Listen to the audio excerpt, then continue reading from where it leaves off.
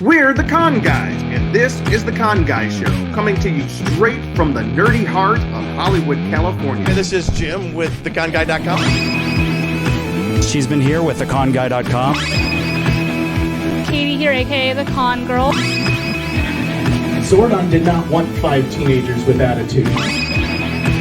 My name is Derek Sam. I'm Danae Sams, and that's my brother. We are your home for news, opinions, and interviews from the world of Comic-Cons and fandoms. Your ultimate insiders for all things con. Dun, dun, dun, dun, dun, dun, dun. I don't want to hum too much. We'll get banned off of taken off of. Hello there. Hello there. General Kenobi.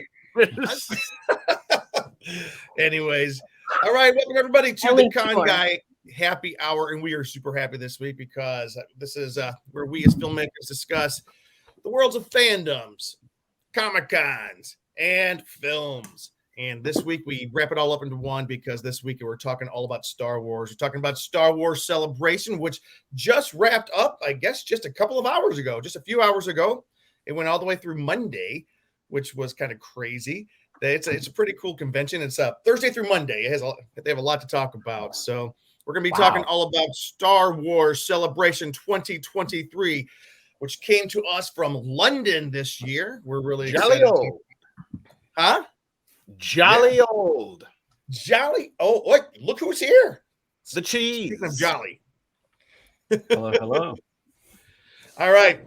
My name is Jim Fry. I am your editor of theconguy.com and one of your hosts here on the show. We're going to go around the horn this way. Lovely lady up at the top with me.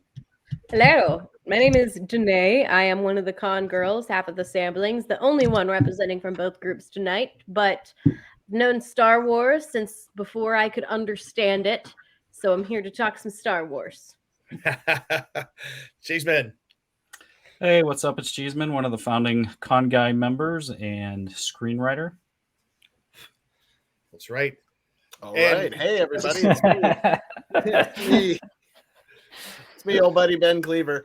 Yeah, I am an actor, writer, comedian, and regular host of this here show, The Con Guy. Not a founder, though. Early on in the process, but not a founder. That's right.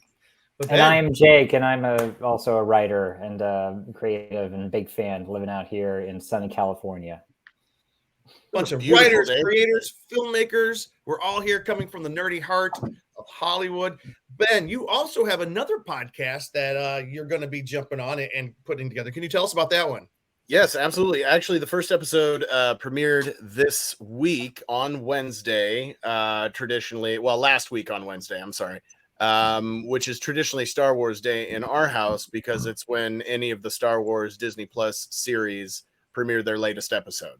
It is called The Geek Seat with Ben Cleaver. You can find it on the Movie Melee Network on YouTube, and we're putting it up on anywhere you get your podcasts. So start searching for that. I think it's up. I know sometimes it takes a couple of days to process and get all that taken care of, but we did our first episode. It's me and my partner in crime, my producer, Detective Artemis, who I used to work with at that hashtag show. He and I did some shenanigans at some different conventions for hashtag show.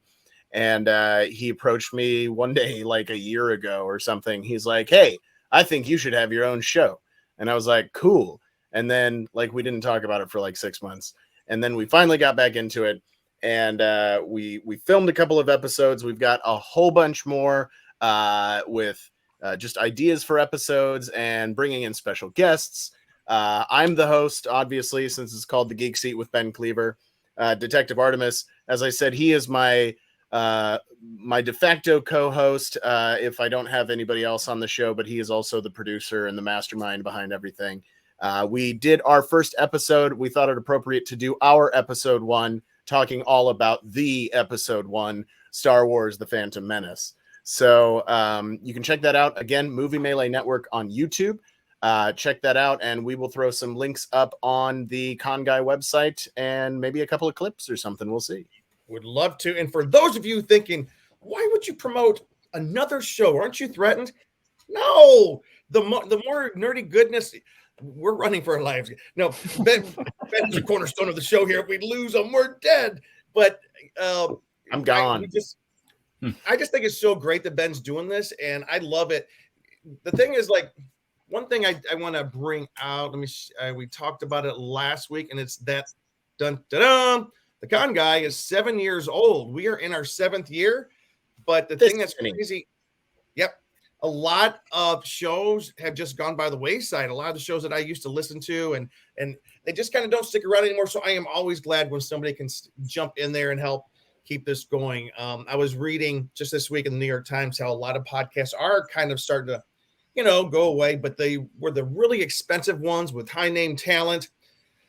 In other words, the ones that cost a lot of money. And this one is not in that category. No, it is not. But Ben, since we have you here, that's right, folks. Do you have expensive hosts on your podcasts? We'll do it for pennies on the dollar. Pennies on the dollar. Like James Vanderbeek, I was reading how he was supposed to be doing a nostalgia, like a episode by episode breakdown of Dawson's Creek for $700,000 plus half of the profits. But the plug's been pulled on that one apparently. But hey, Ben, someone wants to say hello to you. Blood good. All right. We got a few other folks to say hello to. This is General Gilman. The General is here and ready to rock. I like that name. One of our favorites, Andy. Always good to see you. Andy says, I have my Star Wars Celebration 2022 shirt on right now. That's awesome. He's so excited to talk Star Wars. Hey, we are talking also. Here is Mr. Mike Emke from Orlando, Florida. Mike Emke, of course, is the principal of We Be Geeks, which is a podcast network, which we, the Con Guys, are a part of. Mike, it's always to have you on, and thank you for your congratulations. And General Gilman, Ben, you can send me the link to that YouTube channel to Master Gold. Master Gold. All right. So anyways, we will be talking about that. But first, before we are about to jump into Star Wars Celebration, and like we were telling Danae before the show, Star Wars Celebration is a convention for Star Wars. We're just kidding. She didn't ask us what that was. But no, and it's all things Star Wars. And it's produced by the Reed Pop Convention Organization, the largest purveyors of conventions, I think, in the world right now is Reed Pop. They do a lot of the big ones around the country and around the world. And I think they do a really good job. I was able to go to the one Star Wars Celebration never happened. What are you talking about? Fake news. What's he talking about? I don't know. You got another there. He wasn't there, so it didn't happen. I don't know. Anyway, you were saying, Jim, yes.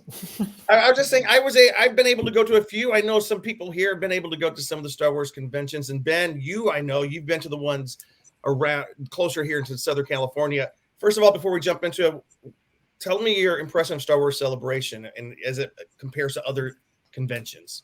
Oh my gosh. Well, in many ways, Star Wars Celebration is like any other convention that you're going to go to. In terms of kind of the setup and like the physicality of it, it's you walk into a convention center, there's a dealer's hall, you can go around to booths and different things like that. However, this one is very specifically Star Wars, and to a slightly lesser extent, other Lucasfilm projects. I had the good fortune of being able to go to Star Wars Celebration 2015 when it was here in Anaheim, California, and the most recent Star Wars Celebration, I guess it was 22. It was supposed to be 21. They bumped it to 22. It also in Anaheim, and it is just, if you love Star Wars as I do, it is just all. It's a convention dedicated to that, just that, You can go around to some of the dealers and buy other merchandise and that sort of thing, but every programming aspect of it is Star Wars, and Disney uses this to do their big giant announcements that they're gonna, of the big projects they're doing, which we will touch on here shortly. But I remember when oh, hi Jim. That was an accident. That was an accident. Keep going. Jim, you self-centered son of a. Let's do it. Oh, gosh. I didn't do that. Luke's, I think Luke's Vulcan messing with him. snuck in here and cut the feed. I think Yoda did it. No, but Ben, you're talking about A communications disruption can only mean one thing. Invasion. Thank you, Jake. So yeah, but I remember in 2015, Star Wars Celebration is when they first dropped the trailer for Star Wars Episode 7, the Force Awakens, and I almost forgot the name of it there for a second. And you know, that's when they're dropping the big new things, and we saw that coming out. A lot of stuff that they talk about, we get to read about the announcements they made. We get to read about them showing exclusive footage and teasers for future movies and episodes of TV series. But really one of the only things, and if I may, Jim, jump right into this, one of the only things that we got out here in the rest of the real world was the release of Ahsoka. what's happening. I just heard some feedback. Clicking. Okay, it was a nay. Yeah, nay. Oh no! I'm just gonna go in circle and cause technical issues. Jim went first, and I'm up next. Right. Everything is proceeding as I have foreseen. Yes, thank you, Emperor Jacatine. But yeah, one of those things that came out and we got to see out in the rest of the real world was the trailer for the new Ahsoka series on Disney Plus, which I am super stoked about. If you are not familiar, Ahsoka Tano was a character that was introduced in the Dave Filoni created cartoon series, or animated series, I should say, The Clone Wars. She was a young Padawan of Anakin Skywalker and had quite an incredible story over many seasons of the original Clone Wars, as well as the extra season that was produced for Disney Plus after Disney's acquiring of 20th Century Fox and Lucasfilm. And or no, I'm sorry, just Lucasfilm, but still. And then, you know, of course, made an appearance in live action in The Mandalorian, played by Rosario Dawson, and now getting her own series. Splendidly by Rosario Dawson. Splendidly, magnificently. Rosario, Yeah. I mean, and I just love Rosario Dawson anyway, because she's just an incredible actress. I mean, I love that she has been on, you know, Marvel's Daredevil. She was the voice of Batgirl, and now she's in Star Wars too. Like, whatever next Disney princess film that happens, I want her to voice it so that she can like have all the Josie Infinity and Stones. the Pussycats too. Yeah, I love that movie. Cool. Yeah. Oh man, And Craft. She's been in Who everything. remembers her in Sin City? I remember in Sin City. I remember her in Clerks 2. Yep. And briefly in Clerks 3, if anybody saw that one. Anyway, incredible. But they're also bringing tons of other characters into the Ahsoka Tano series, including some that we have, again, only seen in animation, including Sabine Wren from Star Wars Rebels, which Ahsoka also had a story arc in that series as well, also from Dave Filoni, and Grand Admiral Thrawn, which is one of the biggest characters that people are just brain exploding about. If I were to say there were two, and let's not talk about the other one yet, the two biggest announcements of the weekend, Thrawn throttled it. That was probably one of the biggest announcements to come out of Star Wars Celebration this past weekend. Now, quick nutshell history. Yes, Thrawn. Grand Admiral Thrawn was a character that was introduced in the Expanded Universe books prior to the purchase of Lucasfilm by Disney. 1991. 1990 freaking one. Very much before. Heir to the Empire, published Empire. by Timothy Zahn. Yeah. I was just going to say, that's Timothy Zahn, isn't it? Yeah. That's what some of the best books in the Star Wars Expanded Universe are Timothy Zahn. But that being said, introduced years ago in the Expanded Universe books, was taken off in different directions in all different kind of Expanded Universe media. When Disney purchased Lucasfilm and said, no, the Expanded Universe is no longer canon, it is now Star Wars Legends, everybody was like, no. However, they have shown a lot of propensity to cherry pick stuff that people really liked from the expanded universe, because there's a lot in the expanded universe, or Legends now as they call it, that's not that great, and there's some of it that's absolutely brilliant. Now what we're seeing on the screen right now is Grand Admiral Thrawn from Star Wars Rebels, the animated series that ran for 3 seasons, I want to say.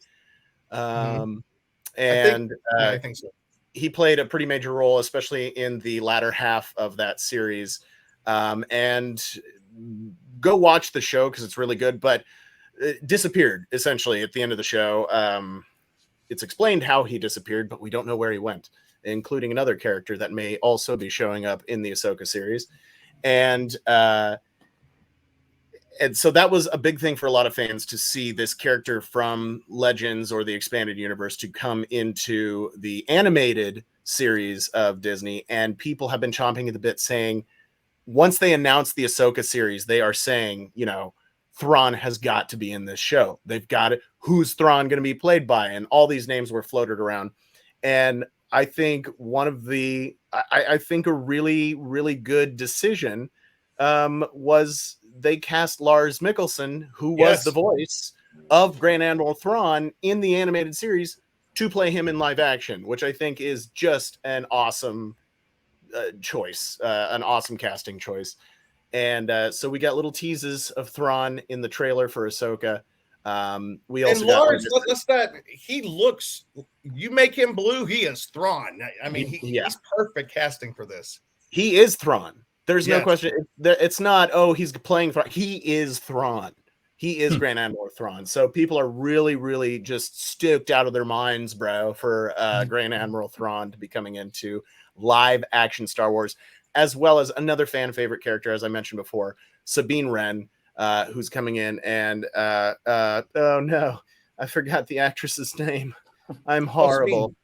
I almost went to grab my Thrawn action figure from the 3PO case in the back, but I don't think he's in there. I think I sent him to my niece and nephew in Chicago. So I'm glad you guys had a photo. Well, there you Ben, go. So the actors and actresses announced: Ray Stevenson, Ivana Sakno, Diana Lee Inosanto, and David Tennant. Also, let me see. Is he playing the robot? Is he back as the robot that he played? Well, David Tennant was a robot in Clone Wars, right? Yes. Yeah, so he's back as the robot, right? But here's the other: Cynthia Erivo, David Diggs, Anika Noni Rose. I didn't know she was in it. That's cool. Oh, it's Natasha Leo Bordizzo, who's playing Sabine Wren in the live action series. And side note, she also appears in the movie Guns Akimbo with Daniel Radcliffe. Freaking incredible. Ultra violent, like action comedy.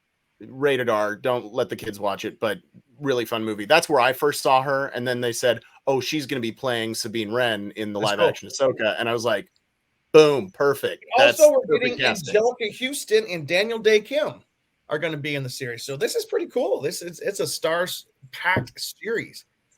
Oh, and Michael, by the way, Mike Emke, Tennant is playing. Thanks, Mike. Hu Young. Yeah, thank you. I want to just call out though, Mike, if you get a chance, throw in the the messages here in the chat. Mike hosts another show. The Star Wars show, I think Wookiee Radio, which is a Star Wars intensive show. Luke and I were guests on it one time. Let's just say the expert of level T's on that. The expert of level T's. The level of expertise. I'm not doing anything today, guys. It's just how drunk the level are of you? Expertise on Mike's show when they dive into Star Wars minutia is crazy. Like we brought Ryan. Luckily, we had Ryan with us. We brought Ryan Nielsen on with us, and he was able to talk that language. Me and Luke just sat back and said, "We don't know what's going on." It was crazy. It was awesome. But Jim, if you could, can you pull up Michael's just the previous comment he posted? I do want to address this. This one right here. So it says, the expanded universe was never canon. George Lucas even stated as such. I stand corrected. I think there was a kind of a broad acceptance among fans of like, oh, this is all part of the Star Wars story. But yes, you are correct, Mike. The expanded universe not necessarily canon. I think it was kind of broadly accepted in a lot of ways by a lot of people as like, this is part of the story, but no, officially it was never canon. But I think a lot of people loved it that way. But yes, I stand corrected. That was an incorrect statement. It was That not. said, Mike, you need to get I Ben to come be a guest on your show. He would love it. He can speak the language like Luke and I were not able to. Even though Star Wars is my favorite franchise of all time, but I don't really care because there's certain things that I made up with my action figures that I consider canon. Like no one else There does. you go. That stuff I That's made called up head when I was- canon. Yeah. Oh yeah. That's But called before head we jump into the big announcement that came out, I just want to say that Mike said something after Mike Empke. We're gonna, and this is I do want to point this out. I was saying how Reed Pop was the largest convention company in the world. They are very close to being taken over by Fan Expo, and Fan Expo does giant conventions as well, such as MegaCon Orlando, which just took place. From what I understand, I was talking to somebody down there. They had 150,000 people, which is more than San Diego Comic-Con. So that's massive.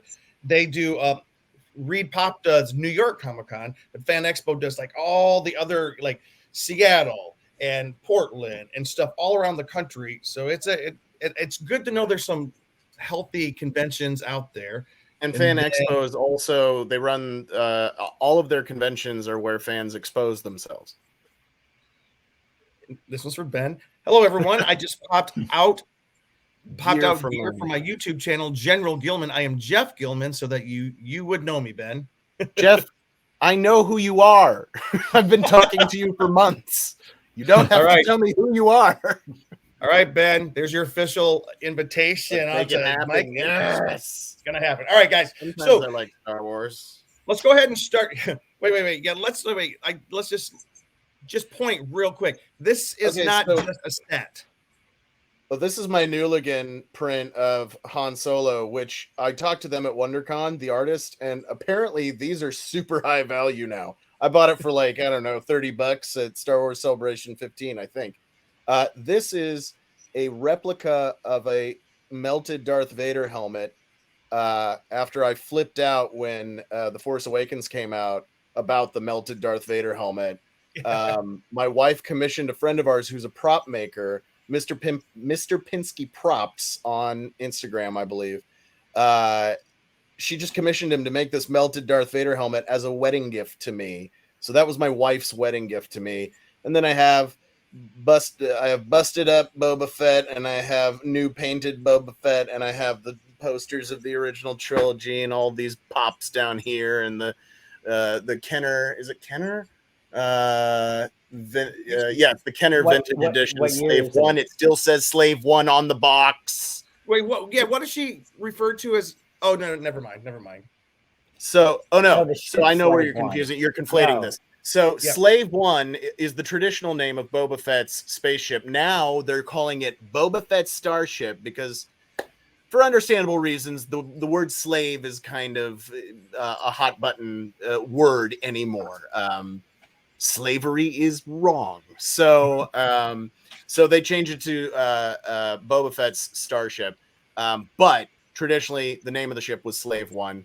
Also, Jim, I believe what you were conflating was traditionally we have called Princess Leia in the metal bikini as a kind of a harem girl in Return of the Jedi. We traditionally call her Slave Leia. That name has now since been changed to what I actually love more, which is Hutt Slayer Leia, which is cool. Slayed Jabba the Hutt.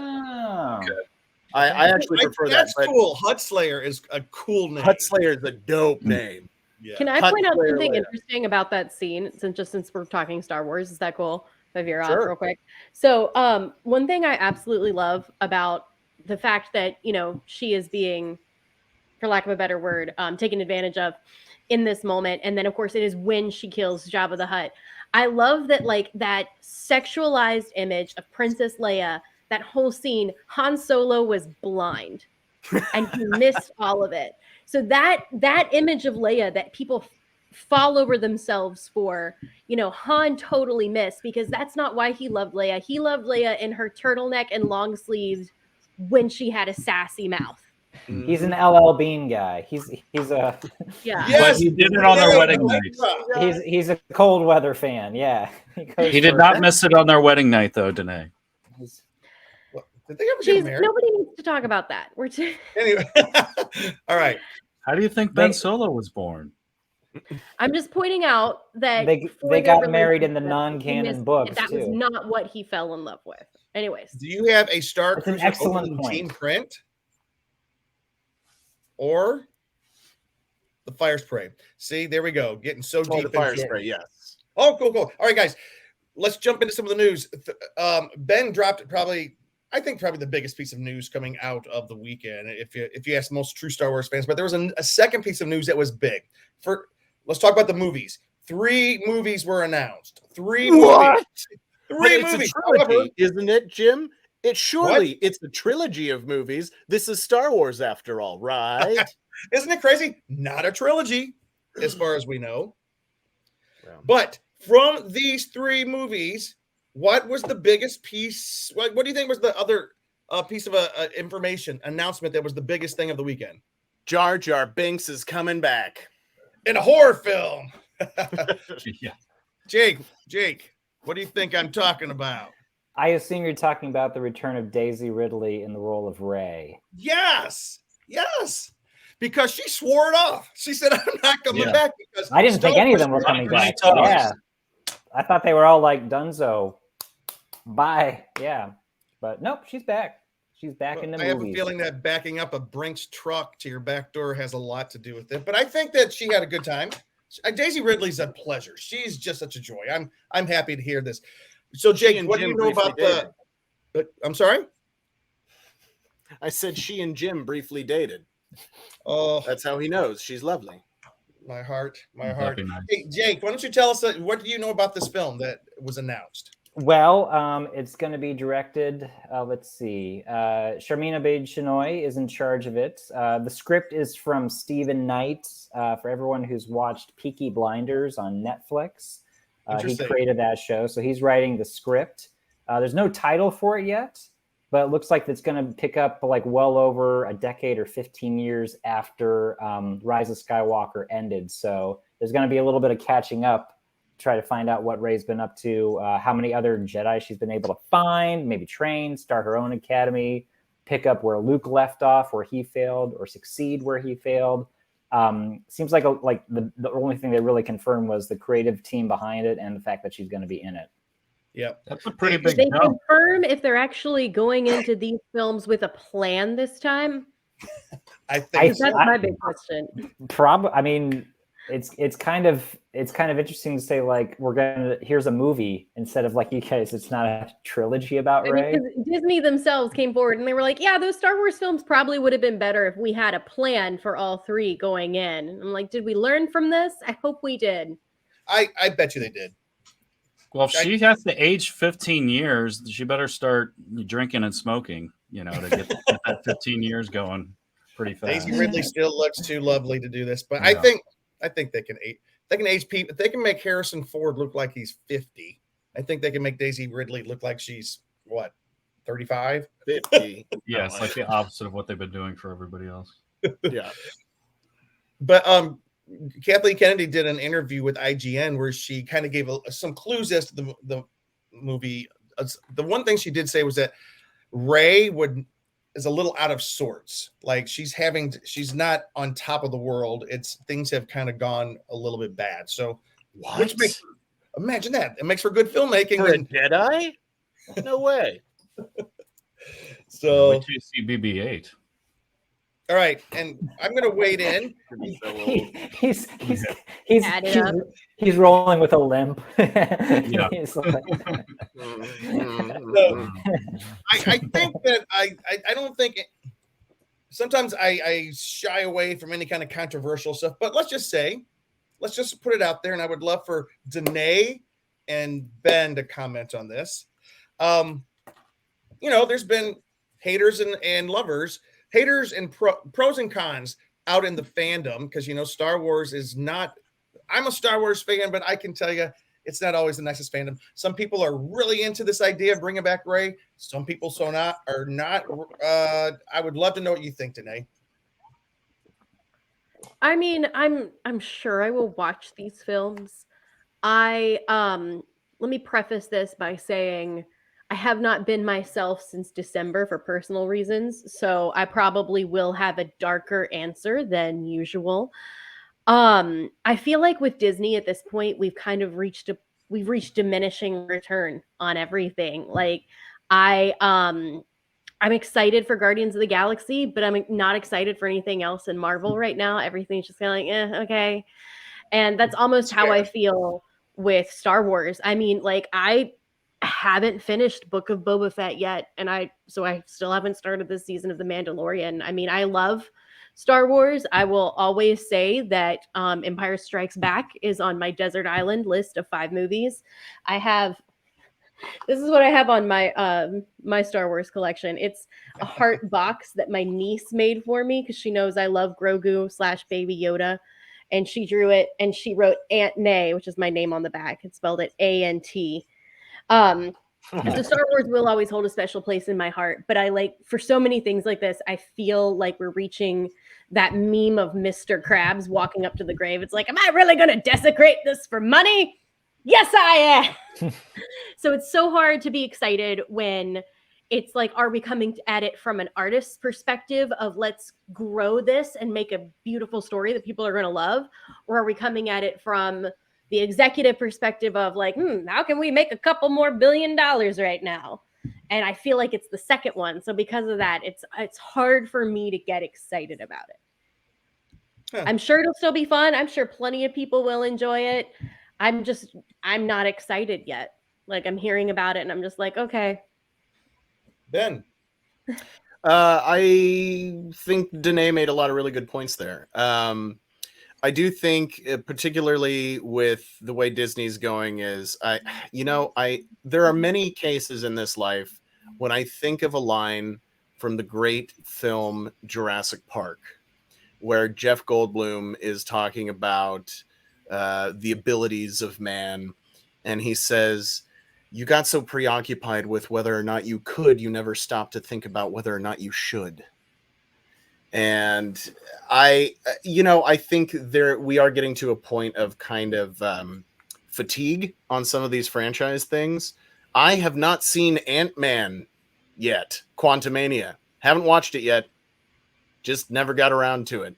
And there was a time when that would have never happened for me with a Marvel movie, especially not an Ant-Man movie. Like I wouldn't saw Ant-Man 2. I love Ant-Man. Yeah. I went and saw Ant-Man 2 like the first weekend it came out because I was going to be leaving. I think it was right before Thanksgiving or something. I know I was going to be flying somewhere for some reason. And I was like, babe, I said to my wife, I'm like, you want to go see Ant-Man 2? And she's like, I don't really want to. I'm like, screw that. I'm going by myself. And so you did see it. So I did see Ant-Man 2. Oh, but this is my story about Ant-Man 2. So, but now Quantumania is out. I saw the trailers. I was like, that looks great. I'd be excited to see Ant-Man again. And then I just never got around to it, which is a weird thing for me. And so I do think I'm experiencing a little bit of particularly Marvel fatigue, but that plays into this whole idea of what Disney's doing. You know, they have all these popular franchises that people... That is one big pile of shit. Another great Goldblum line from Jurassic Park. Thank you, Jonathan. I think that's indicative of what Disney's doing. They're just taking all these hugely popular things that they've got and just boom, boom, pump them out. And I think people are trying to strike a balance, whereas the executive idea of let's keep pumping this out and see how much money we can make off of it. Or I don't even think it's that. I think it's keep pumping it out because we are going to make a bunch of money off of it. Life finds a way.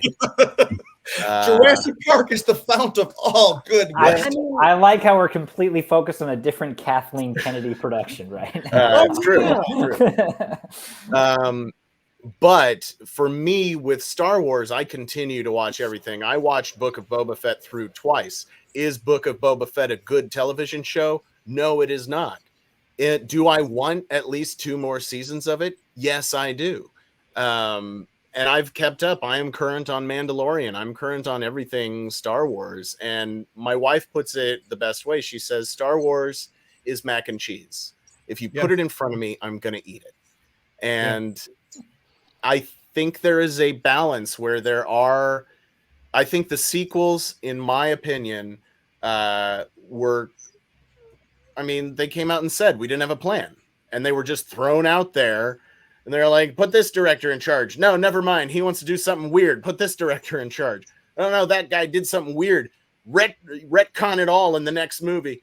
And it was, in my opinion, a big mess. And so I think there is some, I think it's deserved that Disney's getting some pushback from the fan community on saying, hey, you've taken this thing that we've all loved, you promised us more of it, and then you kind of just messed it up. That being said, I think there are people specifically like Dave Filoni and Jon Favreau who are big Star Wars nerds and really want to create more in this universe and make really good stuff. I think Favreau, to a lesser extent, I'm going on a tangent. I apologize. I'm going to steer this back. The last thing I was going to say is I trust them with Star Wars, though. Yeah, I think I trust Favreau them more than George Lucas with Star Wars at this point. Right. I think Favreau is a great director and a great producer. I don't think he's as strong of a writer because the last few episodes of Mando that he wrote weren't necessarily my favorite. But Filoni and Favreau together are huge Star Wars nerds that are passionate about the universe and they want to keep pushing it forward, which is why I was so excited to see that Filoni is going to be directing a movie that's going to be tying a lot of the Disney Plus TV shows together. Yes, I love how you pulled it back. Roll right into that segue. Woo, yeah. And that's pretty much all we know. It's like Filoni's film is going to pull together threads from the recent Disney Plus series. So we're probably going to see Mando, maybe Boba Fett, definitely Ahsoka, I would imagine. I don't know about like Skeleton Crew and definitely not Acolyte. That takes place in a different era. I bet you Bo-Katan is going to be a big piece of it. Bo-Katan, definitely. Yep. So that's to see all that kind of pulled together in a cinematic way, I think is going to be really cool. And I'm excited about that. And who knows, you know, with these other films that they're doing, particularly really quick. Sorry. Particularly James Mangold's film, which is going to be set, and I believe Andy Harrow posted this in the comments just a little bit ago, set almost 2,500 years before episode 1, and it is about like the formation of the first Jedi. So I think these are really good opportunities to do universe building, and I hope that Lucasfilm and Disney as the parent studios are going to be open to allowing these directors and the writers to really do some truly artistic and creative universe building with these projects that who knows, that might spin off into a trilogy, but I'm glad that they're not saying that right off the bat. You know, it might be in their mind to be like, oh, this is going to be another trilogy, but they're not going to say that right off the bat because they saw what happened the last time they did it. Jake? Oh, I was just saying, like, we generations of people know Star Wars as sets of 3 films that tell one story. And we always forget it began as one film that, if you watch on its own, does tell a complete story. Yeah. And that's how everyone who saw it in theaters would have approached it and embraced it. And so it's kind of nice to see that they're going back to singular tales in, like, I know they did it with the spin-off Rogue One and Solo, but even those tied into that broader story, whereas these are now completely satellite branches that you can start with one, and then yes, the one that has more places and more opportunities to go, you can expand and maybe see if you can make 2 or 3 more movies out of that. I don't know. Jonathan Wilkinson, yes, and more of the Senate, please. Star Wars C-SPAN. That's hilarious. Here, by the way, speaking of movies, we're going to talk about 2 more movies real quick, and then we're going to zoom through our TV streaming stuff. One movie, there 2 movies got a lot of attention. One of them I'm super stoked about, and that is for those of us who grew up loving the original trilogy. This is the 40th anniversary of Return of the Jedi, which is coming back into theaters starting April 28th.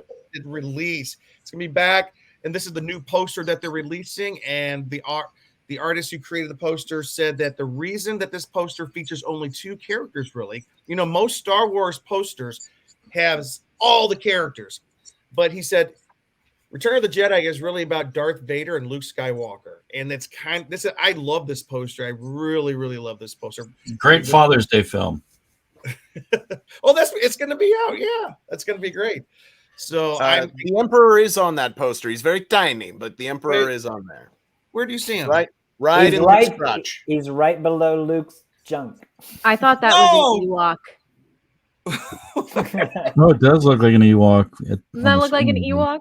Yeah. I'm going to have to blow that one up. And, well, anyways. Just like the Death Star. Okay. Oh, yeah, Okay. he's sitting on a chair on his throne. But there's one other. Okay, let me get rid of that. So there's one other movie that perhaps the biggest movie of Star Wars Celebration was. Bum, ba, ba, ba, bum, ba, ba. Indiana Jones. It wasn't even a Star Wars movie. That's why we were baffled. The Dial of Destiny. Indiana Jones, the stars and filmmakers of Indiana Jones and the Dial of Destiny dazzled the crowd with a brand new trailer and a poster. Phoebe Waller-Bridge and Mads Mikkelsen were there. Mads is getting a lot of Lucasfilm stuff these days, along with the director and co-writer James Mangold, who also has a Star Wars film, which is kind of cool. Okay, And so then, real quick, James Mangold, like a Marvel movie, an Indiana Jones movie, and a Star Wars movie, like, hey, like share. That's well, it. you know, that's all I'm saying. Remember back in the day when all these mergers were happening, and our government said, no, it's not going to get rid of opportunities for other writers. And we're not going to have just one writer writing a bunch of movies for every single. Anyways, I'm not going to go let there. James Mangold fulfill every child's dream from the 80s. But anyways, did you guys see the new trailer for I Dial of did. Destiny? What'd you think? Yeah. Hey, and Luke. I'm gonna go into it with very low expectations. Again, sorry. I'm Debbie Downer right now, but I'm remembering what happened with the film that shall not be named. And I mean, I remember Indiana Jones and the Kingdom of the Crystal Skull. Not here. Shia LaBeouf. I just like I Fresh looking remember in '99 when people were like spreading rumors that Brendan Fraser was going to replace Harrison Ford in new Indiana Jones movies, and we all wanted it. I mean, I think you could still put Brendan Fraser in an Indiana Jones movie and it would be good. I'm just like, after what happened with that, it's just one of those things where I don't want to get into a big rant, but you know, we are children who had their lives changed in 2001, and some of that's why we really gripped nostalgia in that time before technology got crazy, and some of those things are kind of encapsulated in that, and they're too perfect to be touched. Like, no matter how good a new Indiana Jones movie might be, we are still going to say it's not good enough because, you know, it's crystallized in that amber of memory that makes it so much better. So Again, for that with reason, Jurassic it's like Park if I go in with references. low expectations, I won't be disappointed. Because I could go in with low expectations and it's like, okay, yeah, that wasn't great. Or I could go in with low expectations and it's a mediocre movie and I still had a fun time, because movies are so much fun. I just hope they remembered to put the good in it so that it's good. Jonathan Wilkinson, I'm already in line waiting for Indy right now. Please send new socks. I'm so excited. If it's another Crystal Skull, though, I'm gonna. Cheeseman, what do you think? He's gonna unalive. Yeah. He's gonna skull. Oh, look. Yeah, I was a little unsure at first, but kind of after seeing the trailers, I definitely feel like I do like the director, and I feel like the director has done good films with Logan, Ford vs. Ferrari, Walk the Line. I think he will definitely make a good film. Whether or not this feels fully like an Indiana Jones movie will be kind of the biggest question. But I mean, based on what I'm seeing in the trailer, kind of the artifacts, you know, and kind of the personality, I do feel pretty good about it. The only kind of concern that I feel like, will it feel like, you know, like that cinematography kind of masterpiece like the older films did, like have those very cool like cinematic moments that you'll want to see as a poster on the wall or that people duplicate, because this feels a little bit more like it's taking on more of that modern kind of cinematography of like a Fast and Furious or like a Bourne Identity, where it's like following them doing it. Handheld. Cool. handheld mic or with the camera. handheld stuff. Every movie looks like this now. Every movie. Yeah. So I feel like we might be seeing it through a different lens or more of a modern lens, but I do think it'll be a good film. But I just don't know if it'll have the nostalgic factor that I'll bring back. Stranger Things did such a good job of kind of, even though it was shot in a modern way, still giving vibes and the way the characters were dressed and acting, feeling like it was something nostalgic and from the past. So hopefully because what year is this supposed to be with Indy now? It's in the 60s, I think. Okay. So hopefully, there'll be an element of that. And then I just hope it will take its time. Like it doesn't try to be I don't know like if it's the 60s. It might be 50s. Yeah, I'm sorry. I didn't mean to interrupt. It's 50s or 60s. But like the thing that the trailer did well is it's recognizing the fact that Indy has aged. He's on a bus and he sees a bunch of, I thought they were cosplayers, but like girls dressed up as Captain America is what it looks like to me. And then a kid in a spacesuit. And it's like Indy in the trailer, you could see him thinking, this is not my world anymore. My world is come and gone. And then the voiceover with his friend talking to him, but like, I used to love the idea of adventure and knowing not what we're going to do. And Indy's like, I'm sorry, that's not me anymore. Andy, with all the answers, it's set in 1969. Great year. I'm not going to tell you why, but anyway. I'm sure people can guess. I mean, historically, that was a year where so much happened too. It's wild that they're doing it. They're going with it. It was also the year that Jim turned into a vampire. It's the year we first walked on the moon. Vampire. The moon landing. Andy goes to the moon. I'm not going to be happy about it. In a refrigerator. Woodstock, the Manson murders. Anyways, the one thing that got Manson, the one thing that got me a little bit hopeful is hearing Kathleen Kennedy. And although she gets a lot of hate from a certain segment of the Star Wars fan base, and who knows, maybe she's made some wrong decisions, but let's not forget her first film was Indiana Jones, and the Raiders of the Lost Ark. That was her first film in Hollywood. Wow. So she is saying that this film, she goes, it feels like a return to that first film. It feels like the first film that you saw. I'm going to take her at her word, and we're going to hope that happens. Oh, what is this supposed to? How do you explain this? Indy shouldn't be aging. Because he drank from the cup. But he didn't last past the seal, and he walked past the seal. Yes, I must disagree because he left the temple because you cannot cross very clear about that. But you can't cross the Great Seal. That is the price of immortality, as he states. And so, since he and his father both left, I think the knight would have turned to dust had he left the temple. Which is all right, guys. I do have one final thing to say about this, though. I think after the Academy Awards and all that, whatever they do, I think they should, if Short Round is not in this, they should at least do like an after scene or one tiny little scene of something if it was not in the film to put that in there, because there was so much hype around him and like Harrison Ford being together that it would be a very big mistake if they didn't at least do one scene, even if it's a new after scene. Huge mistake. Yeah. Huge mistake. Also, John Rhys Davies is going to be in this one, so I do feel a little bit better about that. I think it's like the only remaining friend that Indy has from all the films. Like I even remember in the Crystal Skull where he sat down and he goes, and it was already that thing about, he goes, I'm at a point in my life where I have more goodbyes than hellos now. I was like, oh my gosh. And that was like the sunset of Indy. And then he comes back 20 years later. And that was 15 years ago. Well, I'm just glad he's still around. All right, guys, like we're going to quickly go through the TV series, like the next big section of Star Wars Celebration. They talked about TV series, and I don't know about you. I'm excited. We're in this time of a lot of Star Wars. I just hope they're not overdoing it with all this. But Ben, would you mind going through a couple of these, and then we'll throw it over to Jake? Sure. So, all right, so we already talked about Ahsoka, Grand Admiral Thrawn coming back. Next up is Skeleton Crew. Apparently Jude Law, who is the star of Skeleton Crew, he took to the stage to officially introduce his young co-stars Ravi, Cabo Conyers, Kiriana Crater. I might butcher these names, and I apologize to everyone involved. All brand new. And Robert Timothy Smith. The series also stars Ryan Kira Armstrong, who was unable to attend Star Wars Celebration.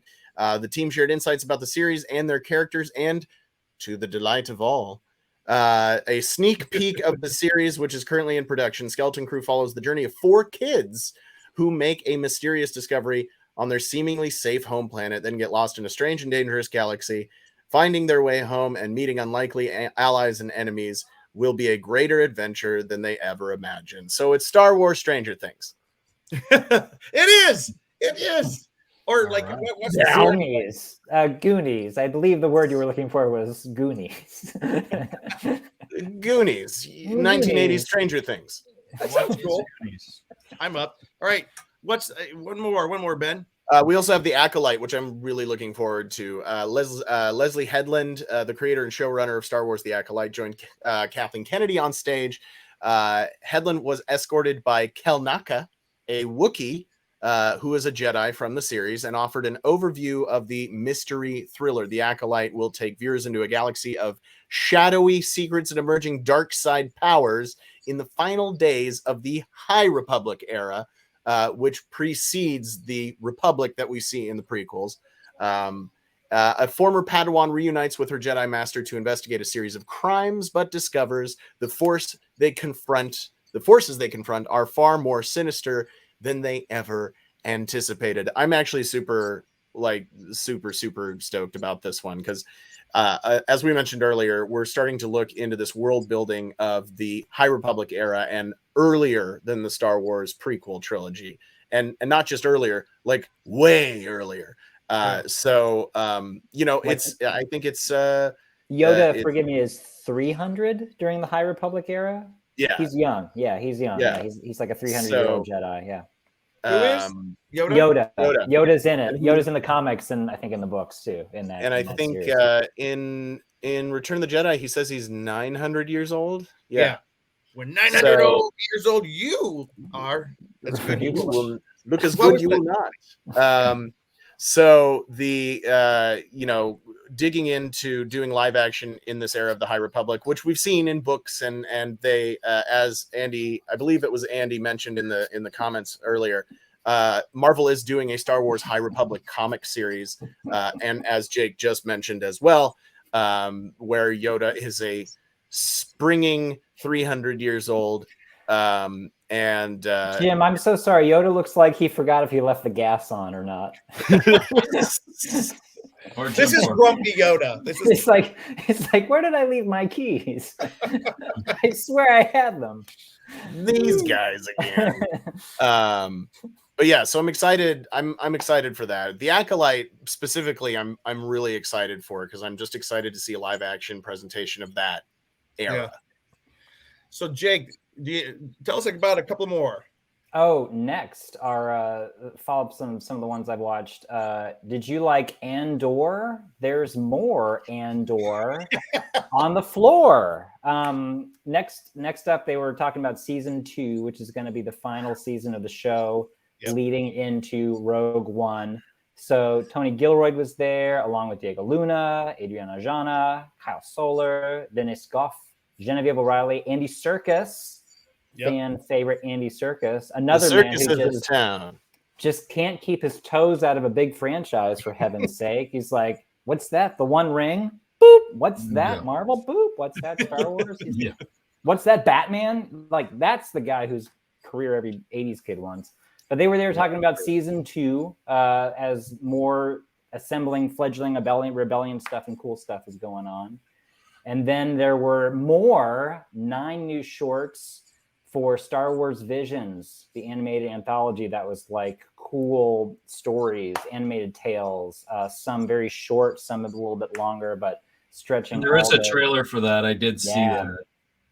Some of them, like, definitely animation look a lot better than others. There's one that almost has a little bit of that Wallace and Gromit kind of look to it. That one seems very interesting and all that. And then there was another one that looked pretty good, but some of the animations were so in my opinion. But well, tell us about Visions though, Jake. Why does the animation look different from short to short? These are all coming from different studios from around the globe. So all these different studios are bringing their own animation style. So you might have something that resembles something closer to stop motion, something that's closer to anime, which is a lot of them have that. Something that's like in the first season, they even had some that were almost like ink styles or something like that, like really traditional artwork that was like fascinating. The first season was really cool. Really cool. I didn't see it. I need to go back and see it. The trailer definitely made me want to go back and see these, though. It's on Disney Plus, baby. Just go watch. I will. Stream it now. So, Jake, there is one more that they kind of. That's right. There's a cool one coming There's up. a couple more. Yeah. There's more Bad Batch. They just wrapped their second season. The third and final season. Oh, both these shows are wrapping up. The third and final season of Bad Batch in 2024 is going to finish telling the story about the basically the clone troopers that didn't follow Order 66, that went off on their own. Clone Force 99. Jonathan said they need to make a band of brothers. Okay, is that what you're going to say, Ben? Well, no, at first I was going to say I love the Bad Batch and I'm so excited for the third season, but I was just reading Jonathan's comment in the posts here, and I could not agree more with exactly what he's saying here. And for those of you only listening, Jonathan says they still need to do a Band of Brothers style Star Wars miniseries following a company of stormtroopers from training into battle, or rebels, of course. I think Rogue One was the closest we will get, though, unfortunately. And I completely agree. And I think if more of us are, if any of you out there on the internet can get online, it's been shown that if we go out there and we say what we want, sometimes they listen. But isn't Bad Batch close to kind of that storytelling? It's a little bit. It's more of a almost like spy thriller kind of genre. But you know the closest we've gotten, I think, is as he mentioned, Rogue One, and then Andor is almost like a Cold War era spy flick. Like Andor is really cool, and it's still Star Wars, but it's gritty in a way that makes sense for Star Wars. And so I couldn't agree more. Week. I just finished it. Yeah, but like a war epic style miniseries like Band of Brothers or something like that, based in the Star Wars universe, I think would just be awesome. Yeah. Sorry, Jake, we were interrupting you, or we're amplifying you. Well, we were talking about Bad Batch. Chiming in. Chiming in. And then which one are we talking about now? We just got a couple more. Go ahead and finish them off for us. Okay. Then we got Young Jedi Adventures, which is set 200 years before the Phantom Menace during that aforementioned High Republic era. This animated series follows Jedi younglings as they will study the ways of the Force, explore the galaxy, help citizens and creatures in need, and learn valuable skills needed to become Jedi along the way. And that's coming out May the 4th. Yep. And there is a trailer on that one too. Already. And then they also announced May the 4th as well. Which one comes out May the 4th? Visions, the second season 2 of Visions. And then finally, Dave Filoni announced that Star Wars Tales of the Jedi was going to have a season 2 on Disney Plus. Big surprise. And that was at the end of the panel celebrating the 15th anniversary of the Clone Wars. Yep. So they're going to do more Tales of the Jedi. All right, real quick, guys.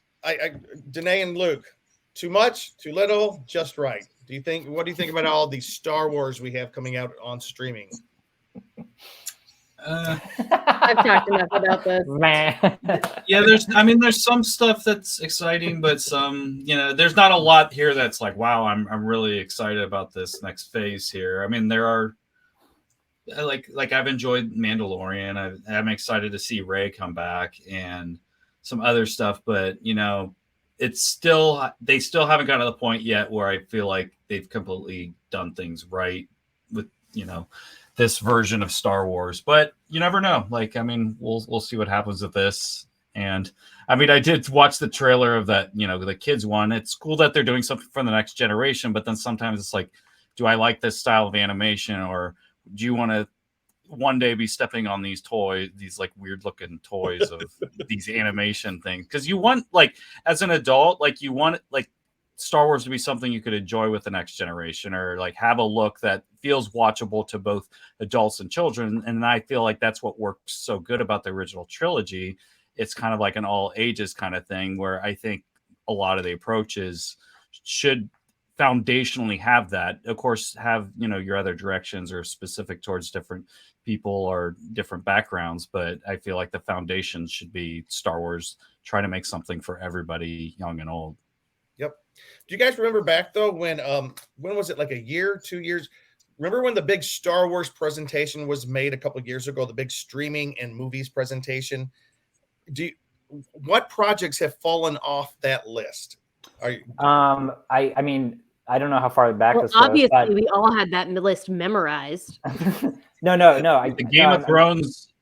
Benioff and Weiss were set for a trilogy that is not going to come to fruition. Rian Johnson was set for a trilogy that is not coming to fruition. Kevin Feige was supposed to do a movie, if I'm not mistaken, if I remember right, and that didn't seem to have any forward motion at this celebration.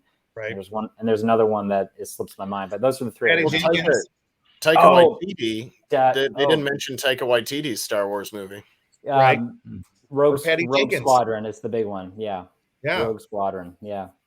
So they also had a video. She had a video. It was great. It was the one movie that most intrigued me of all of them they announced a couple years ago. And then also a couple streaming series are kind of look like they're not. We know that the what was the Gina Carano one? Because Gina Carano was let go. What was her series? Rangers of the New Republic. Yeah, I was wondering if they were gonna, reformat that, but it looks like they're not. And there was another series but anyways, hopefully we just heard a lot of announcements. I'll believe it when I see it. But the fact that they bring all the actors out on stage and says, yes, we're doing this right now, that makes me think a little bit, give me a little bit more confidence that they're going to happen. Guys, we are going to very quickly go through our two last things because we are up on an hour now. But Ben, they also made some cool announcements about stuff that we all can go and take part in. What is that? Toys, collectibles, and stuff. No. Before that. Before that. Oh, attractions. Yes, Sorry, yes. I scrolled too far down on the list. My bad. So yes, during the Walt Disney Imagineering panel, Imagineers Anne Morrow Johnson and Asa Kalama, along with Matt Martin from Lucasfilm, revealed that Star Tours: The Adventures Continue will be blasting off with new stories and new characters starting in 2024 at Disneyland Park in California, Disney's Hollywood Studios in Florida, and Disneyland Paris in France. Plus, intergalactic pop heads can jam out no matter where they go with a just-released new playlist from DJ R3X, or DJ Rex as some call him. To celebrate May the 4th, a Star Wars Galactic Star Cruiser playlist will drop on streaming platforms, including songs from icon and superstar Gaia. Previously, only guests on the Halcyon Star Cruiser could hear this purple pop star perform. I love it. So Star Tours is getting even more tours. I'm kind of looking forward to that. That's going to be great. I love Star Tours. I do too. I think it's the best. Okay, I enjoy the Star Wars lane and everything, but the best thing ever, Star Tours. I love Star Tours. Rise of the Resistance. Rise of the Resistance. I was about to say, are you crazy? I know, this is true. I forget. Raise your hand if you've been on Rise of the Resistance in this group.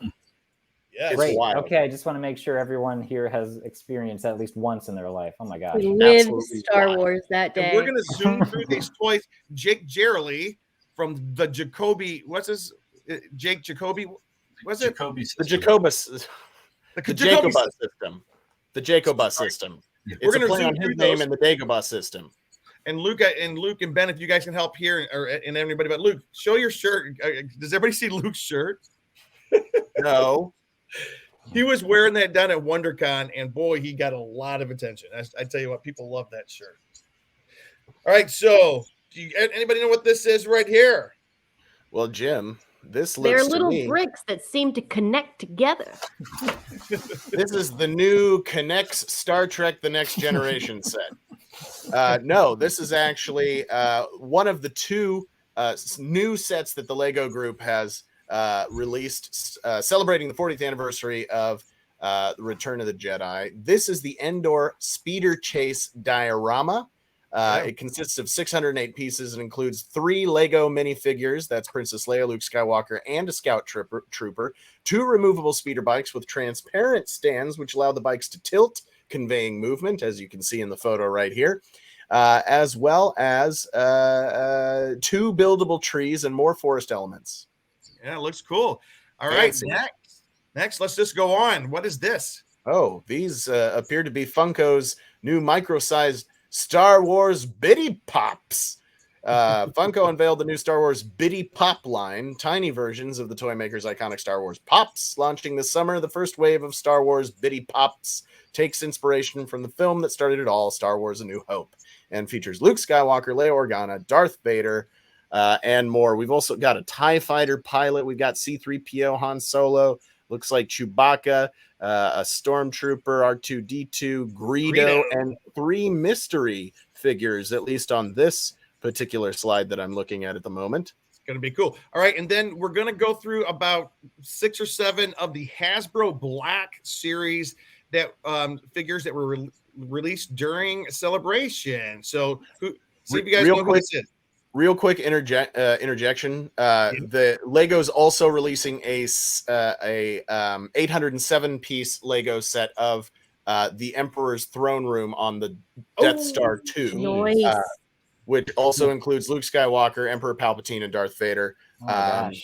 You know, it includes lightsabers, Sith lightning, a rotating throne, and all that fabulous stuff from that iconic showdown at the end of the original trilogy. Sounds like a Samblings project. I know the Samblings love their Lego bricks. Yeah, I mean, he's not here, but Derek and his wife just finished their Millennium Falcon Lego set. I think it took them 2 years or something like that to make. Wow. And they got a little busy raising children. But yeah, if you guys get the chance to check one of those out, they are amazing. Do you know the dimensions on that bad boy? Like not inches and feet, but just like it's dog bigger, size. Is about like the size of like a golden retriever if that golden retriever were laying down. All right. That's big. That is a big. Derek's going to have to do a special video purveyor of that. All right, guys. I'm going to show you really quick some of the Hasbro characters that came out this week. Do you guys know who this is? Weird alien guy. It's the Mama Hammerhead Nadon? alien, but this one's specific to Star Wars Galaxy's Edge in the theme parks. This is he's the proprietor. Yes. Did you say that, Jake? What? Did you That say was that? me. Okay, sorry. All right, here we have. This is Darth Maul with robot legs. Maul. Oh, when he had legs. Yeah, this is cool. From the Last Jedi, Return of the Jedi. It's a great sculpt of the face. Yeah, I don't know look at who this. this is, Jim. Yeah. This is Luke Skywalker from Who? Luke Skywalker. I don't know you who guys that are is. toying with me right now. All right, and here it is. Look at the poster behind this. There's the Revenge of the Jedi, the famous poster that never was. Wow. And this is the Darth Vader red tinged Black Series character that's going to be coming out. This is kind of cool, all in commemoration of the 40th anniversary of Return of the Jedi. And then here is Darth Vader without the red tinge. And this is what I like. They also have, without the helmet, Darth Vader, the white, bald head. We don't know if it's the Hayden one or who's the actor who played the original Darth Vader. It took me a second, but Sebastian Shaw, is that his name? Yes. Yeah. Good job. Not to be confused with Sebastian Stan. I believe that is supposed to be Sebastian Shaw's face sculpt. That's awesome, which makes me so happy. That's the second Sebastian Shaw action figure that we've had then. What was the first one? Well, there was a limited edition Anakin that was like maybe a mail-away figure, and then they released it as a Power of the Force back in '85 as like the Force Ghost Anakin figure. And for you kids out there, mail was a means of communication prior to the advent or the widespread use of the internet. That's right. Well, it was also before the invention of the internet. What's a stamp? All right, just 3 more, guys. 3 more up to modern era. We have the Mandalorian and Grogu. And then back to the 40th anniversary of Return of the Jedi. We have Jabba the Hutt and Salacious Crumb. Which is, what are they called? Like space monkeys? Frog monkeys. Frog monkeys. Have you seen them in the recent Mandalorian? Yeah. They're just clamoring in the trees. Like, they're somewhat intelligent, I think. So it's kind of sad to see them kind of treated like just squirrels, although I love my squirrels here. All right, and this one I really love, this last one here, the Space Ghost of Anakin, Obi-Wan, and Yoda. Oh, that's interesting. This is cool because they have the clothing on them is that kind of a glowy, sheer kind of fabric. I'm sorry. Jim, I have to interject. They're called monkey lizards. That was my bad. I'm confusing it with a classic line from the award-winning film Beer Fest, where the scientist accidentally creates a batch of monkey frogs. They're called, the Star Wars animal is called a monkey lizard. Anyway, back to the glad Force we cleared that up. Yeah. All right. That just gives you a little taste of some of what's coming. That was stuff that was revealed this past weekend at Star Wars Celebration. Also, Marvel has a line of droid horror comics. I've never heard of such a thing. A dark horror comic featuring the droids. I can't wait to find out what that's about. All kinds of stuff came out, guys. We're gonna wrap up the show here by just saying the next Star Wars convention Star Wars Celebration has already been announced. Ben, you told us when is it? 2025. So they're going back to every other year. Yeah. It used to be every 2 years until, of course, they were planning on having it. They had one in 2019. They were going to have it in 2021. They had to push that to 2022 in Anaheim. And then they had it in 2023, obviously, this year in London. So that was a quick turnaround by comparison. And then in 2 years from now, 2025 Star Wars Celebration is going to be in Japan, which is very exciting. I know a lot of people that are super stoked about that. You know what's cool about that? Like, the fandom is catching on in Japan. China and Japan were not in the early years big markets for Star Wars. They didn't do so well overseas. That's why, like when Force Awakens came out, it made like almost $1 billion here in the not in the United States, in North America alone. And then the other half of it's $1 billion around the world, where it's usually it would have done much better than that. But they're now gaining in popularity. So that, like you said, it's really cool that they're having it in Japan. That's very awesome. All right, guys, we are going to close out. We've gone over our time limit today, but what a surprise. Big surprise. I hope everybody had a good time listening. If you have any other comments about the show, please email us, text us. No, don't text us. What you can do? Contact us. Jim's number is 5. I scroll to a fox, and it'll come right to here. me. And we're closing. We're each going to give you our best impression of our favorite droid as we go out. I'm kidding. We're not going to do that. Bleep bloop. Yes, Andy. May the force be with you. Thank you for tuning in this week. You can find me, Jim, at James D. Fry on Instagram, Jim Fry LA on Twitter, here on theconguy.com. Danae, where can folks find you? Well, I am a writer and comedian in the LA area. You can find me on Instagram. It's right here at DNAYS. More active on TikTok at Danae Sams. And those are funny. Thank you. Spell your name so folks know exactly how to find you. Oh, so on TikTok, which is a bit more active than the Instagram, that's DANAESAMMS. All right, Cheeseman. You can find me on Instagram and Twitter at Cheese on Couch, and also on theconguy.com. You can find me on Instagram at JT Hummus. My initials and my favorite vegan snack. Before Ben goes, it wouldn't be a Star Wars show without our favorite Brian. Yes. When he found out about the Mandalorian. So for those of you who are listening, we're showing the video we show almost every episode of our friend Ryan Nilsson dancing. I think that's when they released the trailer for season 2 of Mandalorian. It is multiple years old now. Yeah. One of our favorites. And one of our favorite people, of course, as well. Really quickly, before I sign off for us all, I'd just like to say thank you to that hashtag show, our host network, and also their primary sponsor, Neft Vodka, reminding you to always drink responsibly. And thank you to all you who tune in, all 4 of you who tune in and watch us live, and for the dozens of people then who go on to watch this show later on YouTube or listen to it on podcasts. That's right. We're syndicated, baby. Hey, also, Ben and Danae, it was great to see you at WonderCon. Yes, Andy, it was lovely to meet you there, great to man. finally meet in person. Yeah, swell guy, real swell. I never say that. Why would I say that now? Anyway, thank you to all those of you who are watching or listening either live or later on. We wouldn't do this if it weren't for you. We might still do it, but then it wouldn't be worth it because nobody would watch it. It's just not streamed. We just meet up and do this. Yeah, we just grab a couple beers and talk about Star Wars in our living room. But yeah, so thank you to all of you. My name is Ben Cleaver. You can find me on all social medias at BENKLIEWER. You can also search the hashtag BK421. I haven't done a lot of posting, but I am and am planning on being more active on Twitter, if that's still around, TikTok, if that's still around, and then Instagram. Those are the primary ones: Twitter, TikTok, and Instagram. I don't think there's really another social media platform. I do Facebook. That's just my personal stuff. Like, that's not, I don't, anyway.